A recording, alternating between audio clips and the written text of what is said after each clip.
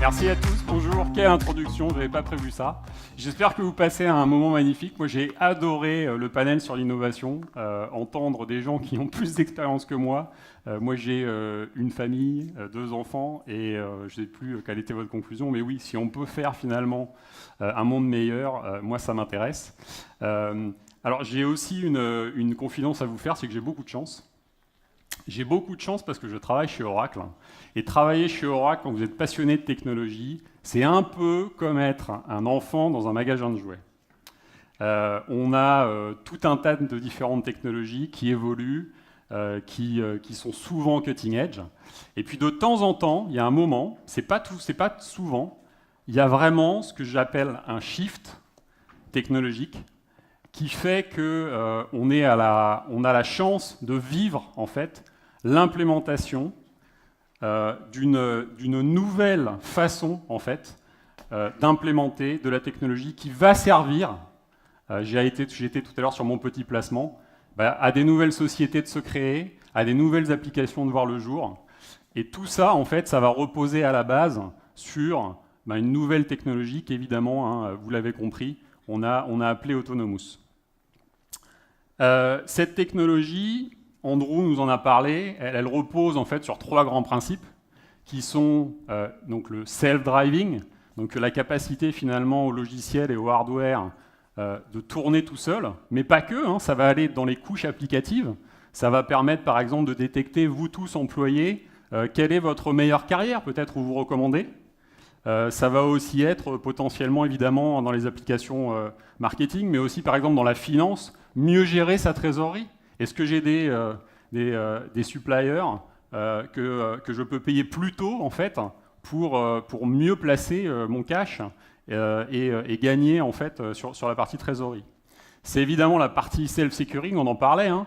C'est le besoin évidemment de sécuriser la donnée. C'est plus une question en fait. Un système maintenant aujourd'hui qui stocke de la donnée, et tout système stocke de la donnée, doit être sécurisé de façon automatique. Je ne vais pas parler des logiciels, des applications. Il y en a dernièrement certaines qui ont fait un peu les gros titres, où on vole en fait les données. Mais c'est aussi évidemment tout ce qui est le patching, donc faire en sorte que, on le voyait avec Andrew, quand un patch est disponible, il doit être appliqué automatiquement. Parce que s'il ne l'est pas, c'est un peu comme si mon gamin avait laissé la porte de la fenêtre ouverte alors que je sortais. On sait qu'il faut la fermer, mais elle n'est pas fermée. Alors maintenant, vous allez me dire, Stéphane, c'est bien joli tout ça, mais est-ce que tu peux me montrer ce qui est Autonomous? Comment ça marche? En fait, c'est assez compliqué puisque c'est Autonomous. Donc comment le montrer? Alors pour ça, je vais me faire aider. Je vais me faire aider par quelqu'un qui a beaucoup d'expérience. Je ne vais pas dire le nombre d'années d'expérience qu'il a, mais il a énormément d'expérience dans le data management. Et je vais appeler monsieur Alain Scazola. Alain, viens avec moi. Alain, c'est un plaisir. Viens par ici. Mets-toi dans la lumière. Très bien, merci Stéphane. Alors Alain, on n'a pas énormément de temps. Je te pose un challenge quand même, nous expliquer la couche en fait Autonomous, nous donner des exemples un petit peu concrets. Je vais prendre la casquette de quelqu'un qui est plutôt un développeur d'applications ou un utilisateur des couches hautes. Et toi, je voudrais que tu prennes le rôle plutôt d'un directeur de production, quelqu'un qui gère des infrastructures, des data centers. Et on va faire un focus sur le data management. D'accord? Je te laisse la parole. Très bien. Tu sais, j'ai les épaules larges là du coup. Hein, il faut que j'endosse pas de pression, le métier, pas de souci. Alors, effectivement, on l'a vu, il y a plein de choses qui sont extrêmement intéressantes. Et je voudrais revenir juste sur un point. La donnée, c'est le capital. S'il n'y a pas de données, il n'y a pas d'application. Et inversement, puisque plus il y aura de données, plus les applications vont pouvoir tirer de la valeur de ces données et vont générer de la donnée, bien évidemment, et il va falloir la gérer. Donc c'est un cercle vertueux et il va falloir faire quelque chose à ce sujet-là. Alors, la base de données, justement, maintenant, je peux te donner tous les services que tu veux d'une manière totalement autonome, très rapide. C'est quelque chose de fabuleux pour l'entreprise. Aujourd'hui, il y a différents types de données, hein, c'est extrêmement important. Il y a des données de type décisionnel, il y a des données de type transactionnel, vos applications de tous les jours, les ressources humaines, la compta, etc. Donc voilà, j'ai tous les services à disposition pour vous fournir ça. Avec le petit dernier, Autonomous NoSQL, qui est sorti la semaine dernière. Et exactement, une petite merveille. Donc ça, c'est pour toutes les données ultra rapides. C'est ce qu'on appelle de la donnée de type une clé avec une valeur. Ça permet de faire des applications très très rapides et d'avoir de l'information pour tout un tas de choses. Donc voilà, moi je suis armé, je peux te fournir toute ta donnée dans n'importe quelle façon. D'accord, mais est-ce que tu peux me donner, on n'a pas beaucoup de temps, on va dire 3 exemples concrets et simples pour tout le monde. Alors, premier exemple, c'est la charge de travail. Tu sais, dans les entreprises, il y a des données, il faut pouvoir moduler un petit peu la puissance en fonction des applications et du timing. En fin de trimestre, en fin d'année, il y a des charges de travail qui sont extrêmement importantes et qu'il va falloir s'adapter à cette charge de travail. Et tous les jours, on va rester à une hauteur nominale. C'est très important parce que globalement, dans les entreprises, ça coûte très cher. Il faut acheter des systèmes qui soient à niveau pour la façon la plus optimale, c'est-à-dire quand il y a vraiment une grosse consommation. Donc on achète de l'infrastructure pour être à ce niveau-là. Alors qu'est-ce que tu peux proposer? Alors justement, quelque chose de fabuleux, c'est qu'avec le cloud Oracle, avec Autonomous Database, on va pouvoir exactement moduler la puissance en fonction de ses besoins. Donc ça, c'est extrêmement important. Donc je pourrais à tout moment avoir besoin de plus de puissance ou diminuer la puissance. Et en fonction de ça, j'aurai des coûts qui seront exactement modulés en fonction de ce besoin. Mais est-ce que ça peut se faire tout seul? Alors, ça va se faire tout seul, bien évidemment, avec la partie machine learning. On va pouvoir avoir des applications qui, automatiquement, dans le temps, vont pouvoir s'adapter en fonction de la demande. Et nos applications, mes applications, est-ce qu'elles vont devoir s'arrêter quand tu vas faire ce tuning? Un gros sujet, ça. Non, ça ne va pas s'arrêter. Donc, dès le moment où tu vas passer de 4 CPU à 16, à 32 ou bien au-delà, tu n'auras pas d'arrêt sur le service. Et mieux, il y a une dissociation entre le stockage et la puissance. Ce qui fait qu'automatiquement, tu peux varier tous les paramètres en fonction du besoin. On est les seuls à faire ça? Écoute, sur la partie data, on est pas mal quand même, parce que globalement, c'est le vrai sujet. Aujourd'hui, les applications, on peut les faire moduler, on rajoute des serveurs en frontal. Par contre, sur la donnée, c'est plus compliqué. Alors la donnée, on en parlait. Je parlais de la sécurité. Pour moi, ce n'est pas une question. Qu'est-ce que tu peux faire sur la sécurité? Alors, sécurité, il y a 2 choses. Il y a effectivement protéger les utilisateurs, protéger les applications en fonction d'attaques qui pourraient venir de l'extérieur, ou voire de l'interne. Donc ça, le système aujourd'hui avec le machine learning, lui, il va automatiquement détecter ces erreurs, ces façons d'utiliser les systèmes qui sont complètement différentes de l'usage normal. Et à partir de là, il va pouvoir justement appliquer des patchs d'une manière totalement automatique. D'accord. Ça, c'est le sujet sécurité au niveau des accès. Par contre, il y a une sécurité aussi qui est extrêmement importante, c'est que ces applications-là fonctionnent tout le temps. Ah bah oui, ça, je pense que dans la salle, on a des gens qui ont des systèmes de production et ces applications, elles ne peuvent pas s'arrêter. Exactement. Plus les applications sont complexes et travaillent tout autour de la planète, et il faut vraiment que ça s'arrête. Et là, avec le Cloud Oracle, on a une disponibilité de 99,995. Ça ne te dit peut-être pas grand-chose, mais globalement, c'est quelques minutes d'arrêt par mois. Donc c'est extrêmement important. Alors comment ça fonctionne concrètement si on ouvre le capot? Pourquoi on est capable de faire seulement quelques minutes comme ça par mois d'arrêt? Ça, c'est quand même 40 ans d'évolution de la technologie. Globalement, tu vois, j'ai les cheveux blonds, mais j'en suis pas loin. Mais aujourd'hui, ce qu'il y a, c'est que c'est une version de base de données, la 18C. La 18C, d'accord. Qui fonctionne sur une infrastructure Oracle Exadata, la meilleure infrastructure pour les bases de données. Alors que les gens ont peut-être entendu comme Engineered System. Voilà, c'est une plateforme totalement intégrée pour la base de données. Et ça, dans le cloud Oracle, parce qu'à ce niveau-là, on aura toutes les solutions au niveau du machine learning pour comprendre, analyser et faire évoluer les systèmes. D'accord. Je comprends cette partie. Maintenant, d'un point de vue, on va dire, tuning, optimisation pour le run. Alors là aussi, c'est extrêmement important. Tu sais, globalement, une base de données, ça vit, ça évolue, ça grossit, c'est très complexe. Et au fur et à mesure, il faut pouvoir tuner, il faut pouvoir mettre des petits coups de tournevis à droite à gauche pour que ça fonctionne du mieux possible. Les utilisateurs sont des gens qui sont extrêmement importants, il ne faut pas les mécontenter. Et donc du coup, la base de données autonome fait de l'auto-tuning complètement. Donc ça veut dire quoi? Ça veut dire, j'ai pris un exemple pour te montrer un petit peu. On a chez Oracle une application qui s'appelle NetSuite, qui a des dizaines d'années aussi d'évolution. Une application cloud d'ailleurs. Voilà, une application qui est cloud et qui a bénéficié d'une expertise en termes de performance, de tuning. Depuis un peu comme n'importe quelle application qu'on aurait prise, qui a été tunée, bichonnée pendant des années par des experts. Et exactement. On a pris cette application-là, on l'a mis sur Autonomous. Sans rien faire. Sans rien faire. On a enlevé tous les index, on a chargé et puis on a regardé ce qui se passait. Et la chose étonnante, c'est qu'on avait exactement les mêmes niveaux de performance.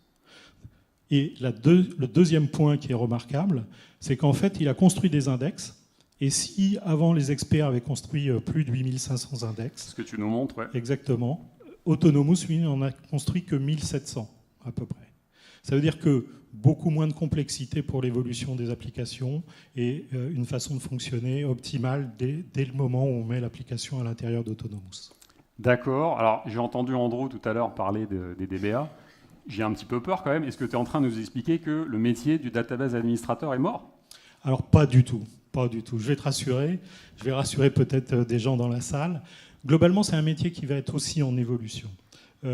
Moi, typiquement, ce que je vais faire évoluer ces data administrateurs, ces DBA, vers du data management.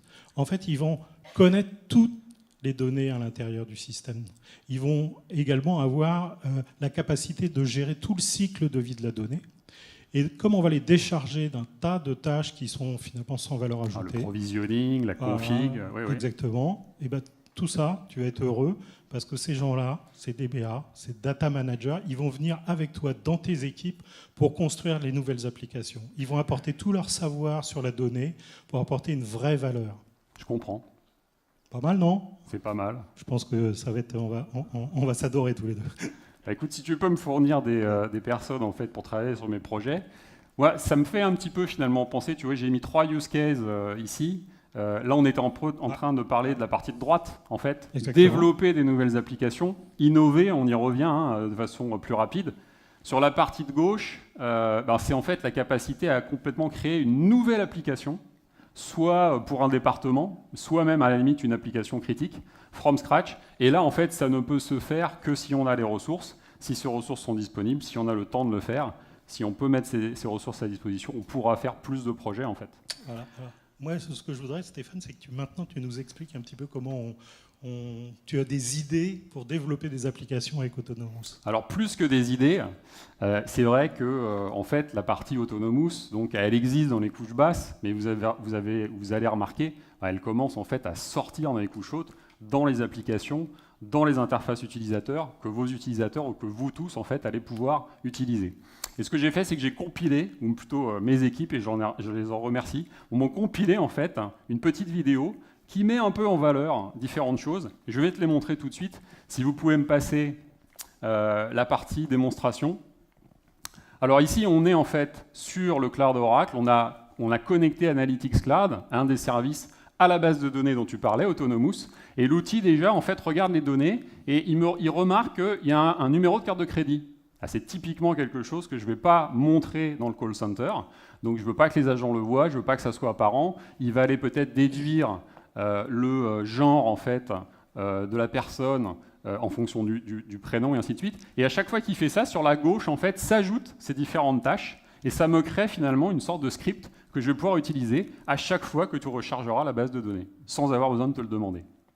Merveilleux. Deuxième chose, quand on fait de l'analytics, on fait évidemment des analyses, alors du trending, on a des cartes, mais ce qu'on peut aussi faire, c'est demander maintenant à l'outil en fait, d'analyser les données avant même que moi j'ai créé un graphique ou un tableau. Alors là, par exemple, il me regarde la répartition des ventes ou des activités marketing par ligne de produit. Donc, qu'est-ce que j'ai le plus en termes de... ici, on retrouve les montres, les GPS, et ainsi de suite. Il peut aussi me faire en fait l'analyse des key drivers, c'est-à-dire commencer à chercher la corrélation en fait entre la ligne de produit et il me dit le mois et justement le genre, le sexe en fait, qui a été déduit et que je n'avais pas dans la base de données. En fait, il peut me dire voilà quels sont les attributs importants et qui affectent en fait les ventes par ligne de produit. Plus que l'attribut, il va même aller me dire en fait la différence entre hommes et femmes, entre les différents mois. de l'année. Et plus fort que ça, alors que j'ai encore rien fait, il est capable en fait de me segmenter, la fonction qu'on appelle explain, et de me segmenter et de dire en fait, avec 81% de confiance, les produits, la ligne de produits des vêtements, eh bien en fait est impactée par le genre et surtout par les femmes entre 11h et 14h. Pour certains mois de l'année, elles ont une proportion à répondre positivement en fait à une sollicitation. Alors là, on va faire des études de marketing de folie. Ben, ça va vachement aider.